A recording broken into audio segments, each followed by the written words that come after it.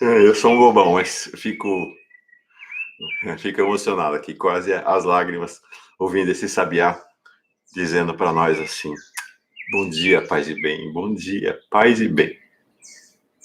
É fantástico, né? E fico particularmente emocionado por conta do nosso tema de hoje. O tema de hoje é para falar de um Francisco.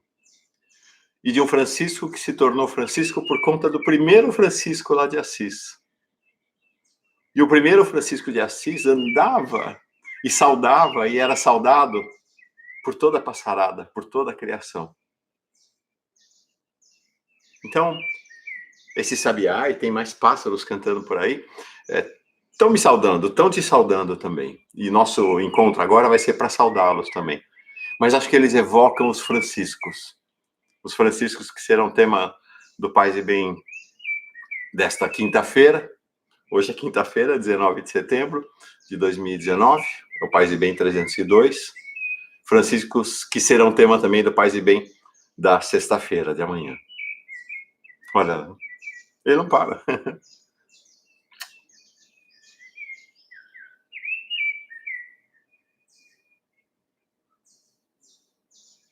Né? Eu sou um chorão mesmo.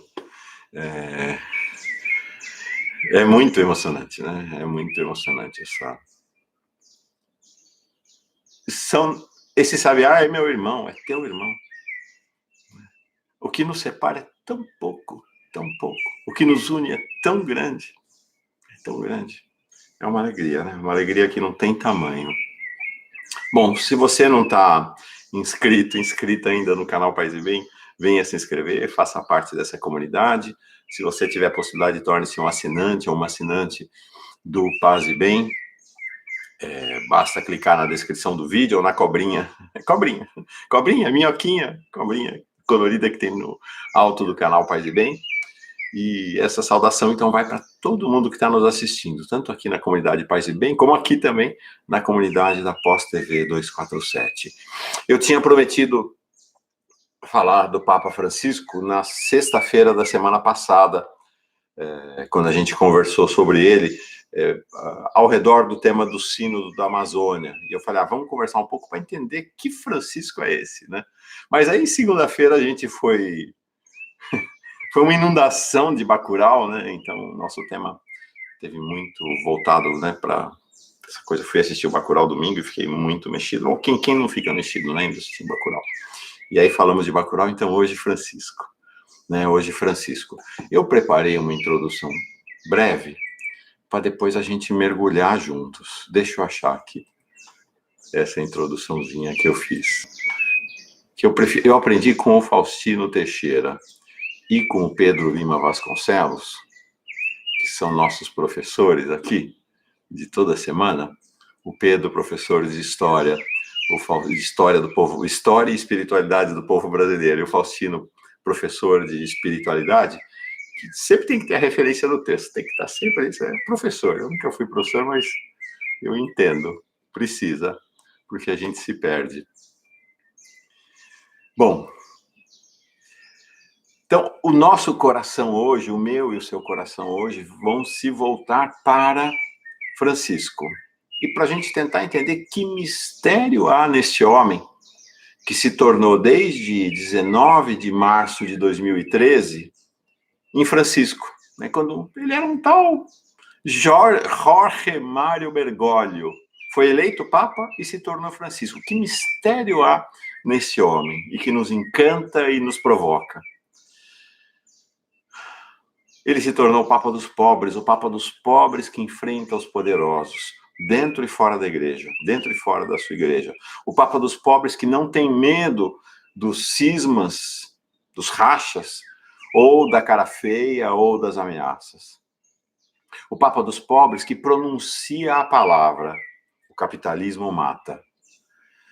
Uma surpresa, no primeiro grande documento do seu papado, a exortação apostólica Evangelii Gaudium, a alegria do evangelho. Já logo, ele foi eleito em março, em 24 de novembro de 2013, ele lançou essa exortação apostólica. E o nosso sabiá está saudando. né? Saudando essa história maravilhosa. O Papa dos Pobres, que defende o planeta contra a ganância desumana dos ricos, que produziu uma encíclica. Uma encíclica é mais do que uma exortação apostólica, né? Uma encíclica é um documento que marca o papado como um ensinamento da igreja, né? Um ensinamento que atravessa a história, né? Ainda mais que uma exortação apostólica, apesar de serem os dois, ambos, os grandes documentos. Quer olhar o papado de Francisco, lê Evangelii Gaudium e lê Laudato Si, né? E Laudato Si começa com a saudação, né? Louvado seja, que é exatamente o início do canto das criaturas de São Francisco de Assis, aquele Francisco que lhe deu o nome, em generosidade. Então, na Laudato Si, de 24 de maio de 2015, é considerado quase que unanimemente, né, desse lado da humanidade, né, nessa porção da humanidade, como o mais profundo e abrangente documento ecológico produzido até hoje. É o Papa dos Pobres, que vai às fronteiras, como foi em Lampedusa, para dizer que as cercas de arame farpado devem cair, que os guardas, os soldados devem ser desarmados e os refugiados imigrantes devem ser acolhidos em seu sofrimento. Enquanto do lado, na outra porção da humanidade, os ricos e os neofascistas erguem cercas, hostilizam e lançam à morte migrantes e refugiados. O Papa dos Pobres, que convocou o planeta a pensar a floresta amazônica, e que agora reunirá a Assembleia Final do Sínodo da Amazônia em Roma, em outubro. O Papa dos Pobres, que convocou jovens e economistas de todo mundo para, agora, em março de 2020, reunirem-se na Assis do seu Francisco, do nosso Francisco, para pensarem o que ele chamou de a economia de Francisco, referência ao Francisco lá de Assis, não é ele. Uma economia de partilha, uma economia de solidariedade. Pensar um novo socialismo, pensar um socialismo renovado. O Papa dos Pobres, que ignorou e ignora as elites brasileiras, como ignora as elites de seu país, a Argentina, e a indiferença da Conferência Nacional dos Bispos aqui do Brasil, e tem feito seguidos gestos de carinho e amizade em direção ao nosso presidente, preso em Curitiba. Francisco dos Pobres enfrenta os poderosos. Por isso tornou-se mais que um Papa dos católicos e católicas. Francisco é hoje o grande líder espiritual da humanidade. Francisco é o grande líder político da humanidade nesse momento. Que Francisco é este? Vamos tentar entender juntos um pouco que Francisco é este, porque este Francisco de agora é um Francisco que se constituiu ao longo dos tempos. Não é um Francisco que estava pronto quando se elegeu Papa. Não é um Francisco que estava pronto quando era o arcebispo Bergoglio. Não. É um Francisco que está em processo de formação. Aos 82 anos de idade, este jovem Francisco está em contínuo processo de formação e renovação. Renovação, de fazer-se novo a cada dia. Então, vamos acompanhar um pouco que trajetória é esta. Porque vale a pena dizer que este Francisco de agora não foi sempre esse Francisco mesmo. Isso ele mesmo reconheceu. Tem uma entrevista bela dele para a revista dos jesuítas, uma revista muito importante, a Civiltà Católica, na qual ele reconhece as dificuldades durante a trajetória dele. Eu me lembro, em 2016, portanto, 3 anos depois de Francisco ter sido eleito Papa, eu fiz um retiro na passagem do ano, de 2015 para 2016. Um retiro de uma semana na passagem do ano.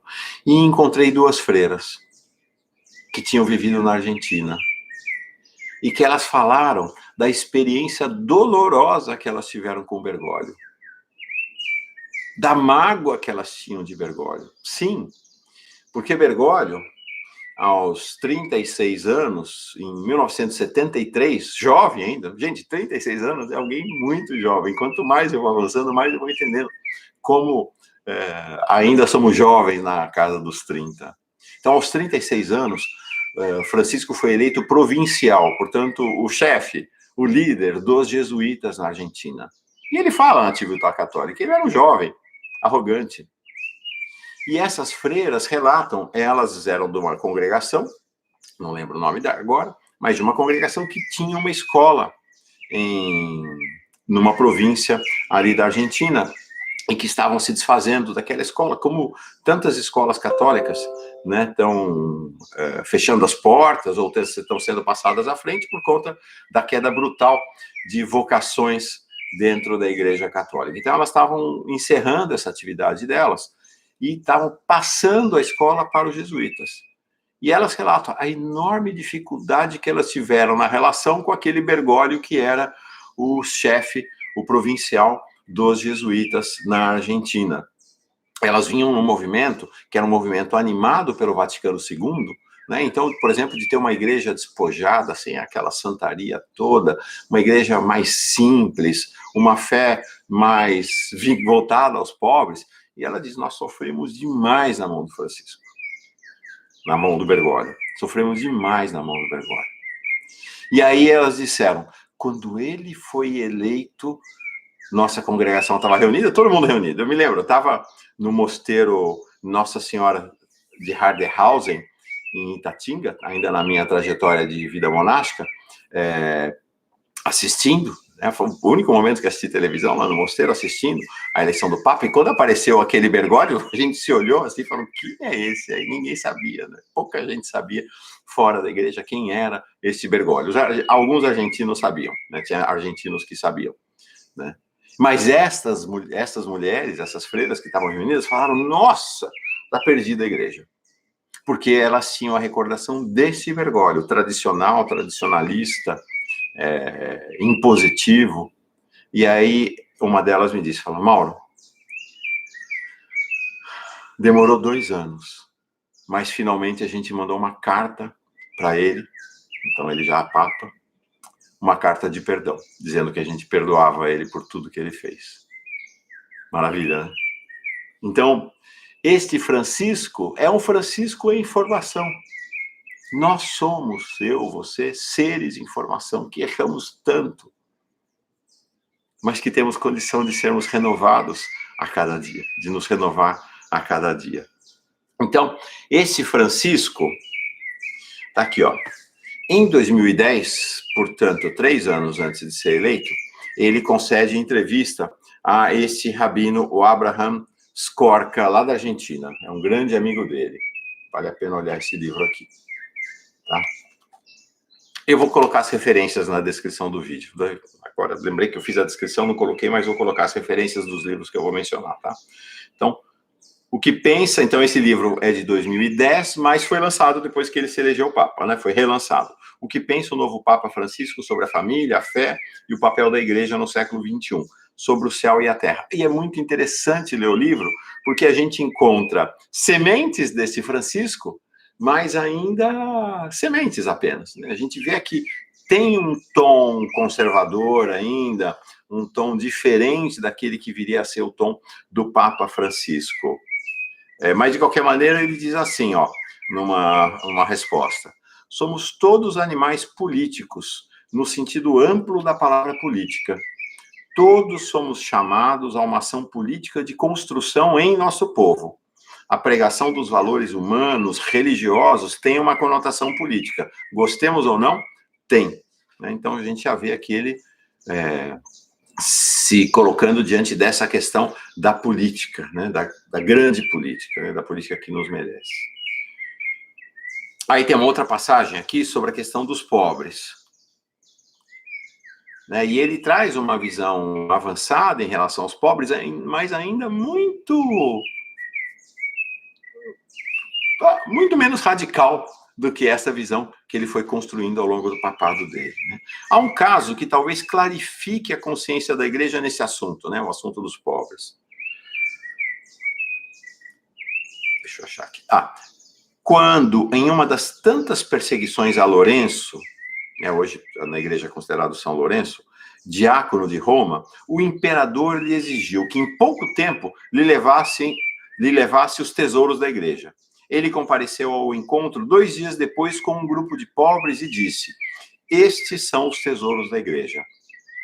Esse é o paradigma que temos que observar, porque cada vez que nos afastamos dele, seja como instituição geral ou como pequena comunidade, estamos renegando nossa essência.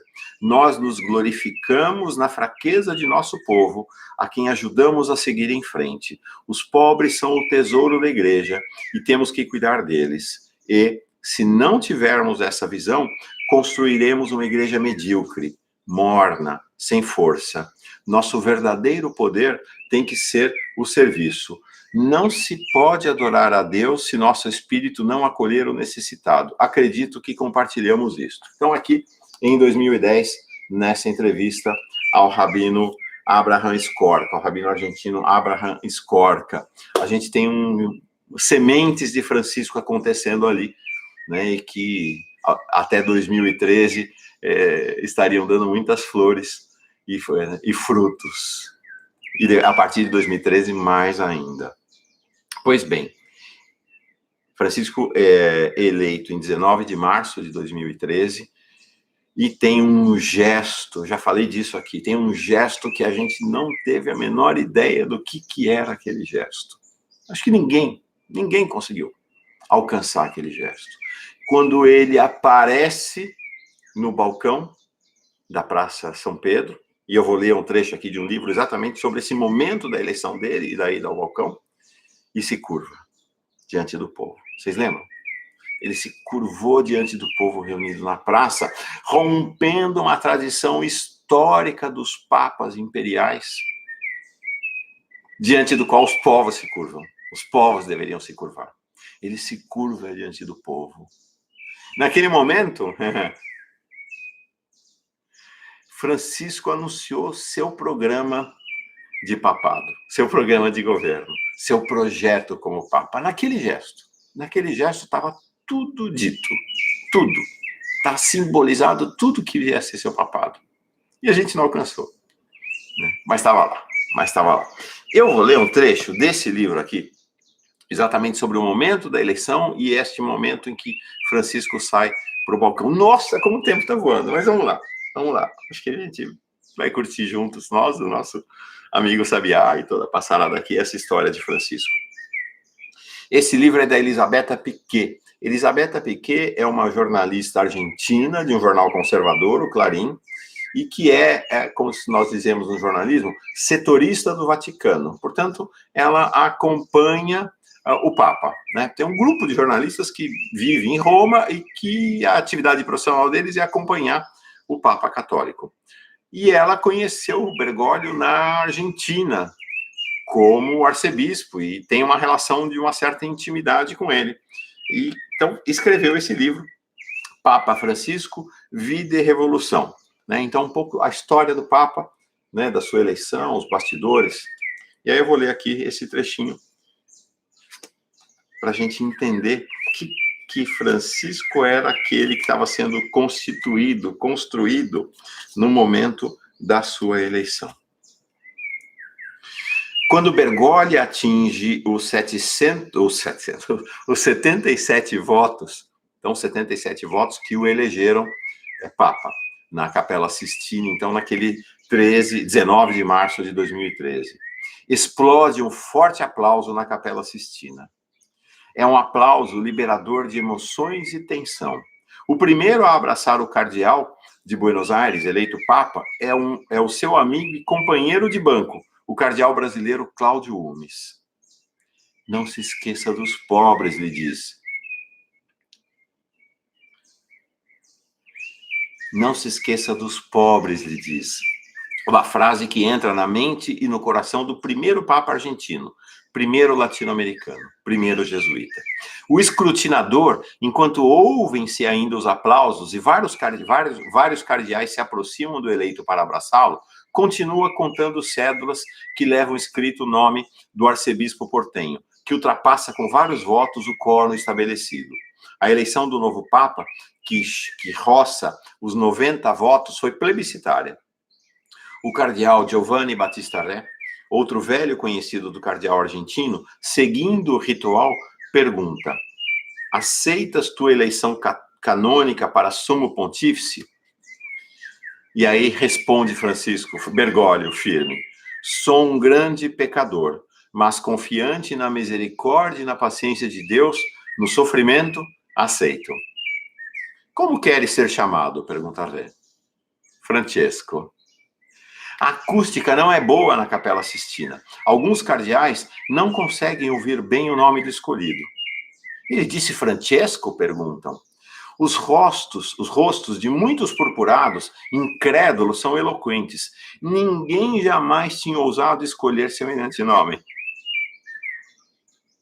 que leva em si uma mensagem clara, direta, forte, um programa de governo. Então, se havia um programa de governo naquele gesto de se curvar, no nome Francisco também havia um programa de governo, e o nosso mestre Leonardo Boff, já lá em 2003, soube perceber isso com clareza. Quando ele falou exatamente isso, né? Francisco é um programa de governo, né? Anunciando o papado que viria para nós.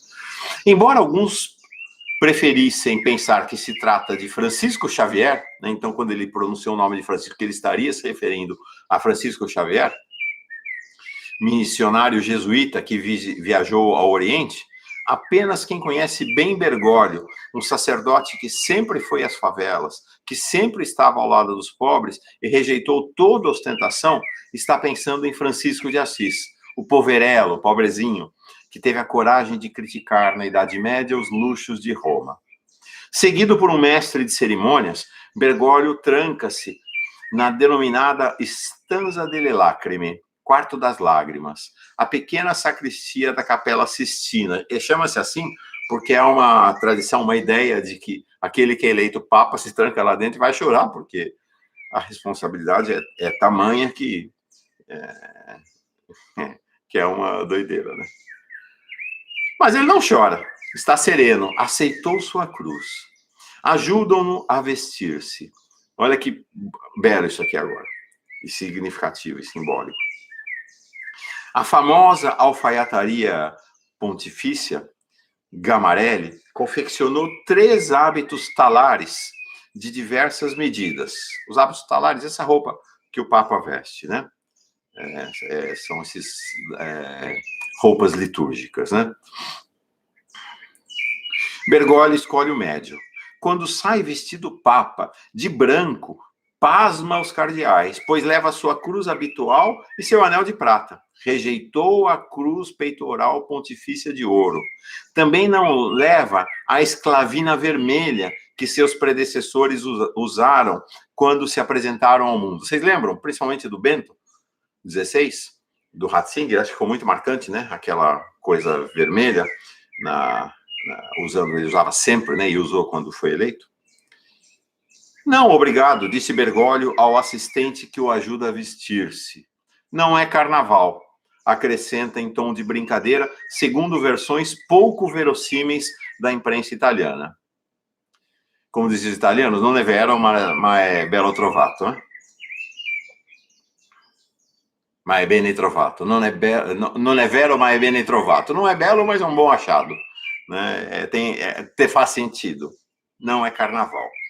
Tampouco deixa que tirem seus sapatos pretos, ortopédicos. Jamais poderia usar esses mocassins vermelhos, lembram de Ratzinger com eles? Cor de sangue que lhe oferecem. Desde o primeiro minuto, o Papa argentino é firme. Sabe exatamente o que quer e o que não quer. Maravilha, né? Estava lá em construção o Papa Francisco. E aí começa-se um processo de... Meu Deus do céu! Vamos fazer o seguinte, eu vou continuar amanhã, já deu 24 minutos, amanhã eu vou falar, vamos continuar a falar de Francisco amanhã. Vou falar então, a partir deste Francisco, que se dobra diante do povo, que recusa as vestes, nessa simplicidade, como é que se recebe esse Francisco, como é que aqueles que estão dentro da Igreja Católica olham para aquele Francisco que está chegando, que percepções tem e como vai se construir esse Papa. Eu tinha pensado para amanhã falar do outro Francisco, mas isso fica para segunda-feira. Amanhã a gente continua, nós vamos falar dos primeiros textos que tatearam a chegada de Francisco. Ó, tá nesse livro aqui. Amanhã eu falo deles, tá bom? Então amanhã, no Paz e Bem de amanhã, a gente continua falando desse Francisco, o Papa dos pobres, que enfrenta os poderosos do mundo, tá bom? Por mim a gente fala de Francisco sempre. É uma alegria falar do Papa Francisco, falar de Bergoglio, tá bom? Bom, por hoje é isso. Agora vamos voltar a ficar quieto, deixa eu calar a boca e vamos ouvir nosso irmão Sabiá, nossos irmãos todos que nos cercam aqui agora, para o nosso momento de silêncio e meditação, que esses franciscos, esse Sabiá, essa passarada toda, se tornem vida em nossos corações. Vamos lá? Espinha ereta, coração tranquilo, sereno, né? Como esse Papa é sereno, como esse Sabiá, como essa passarada são serenas. Respiração profunda, né? O mantra do corpo, né? A respiração profunda é um mantra do corpo, né? Que vai dando para nós esse ritmo da serenidade. E um mantra cerebral, escolhe um mantra. Pode ser Papa, pode ser Francesco, pode ser Sabiá, pode ser qualquer mantra, qualquer palavra. Vai repetindo mentalmente, vai repetindo até que essa palavra constitua um espaço vazio de pensamentos para você, tá bom? Vamos lá, fechei meus olhos, fecha os seus, vamos.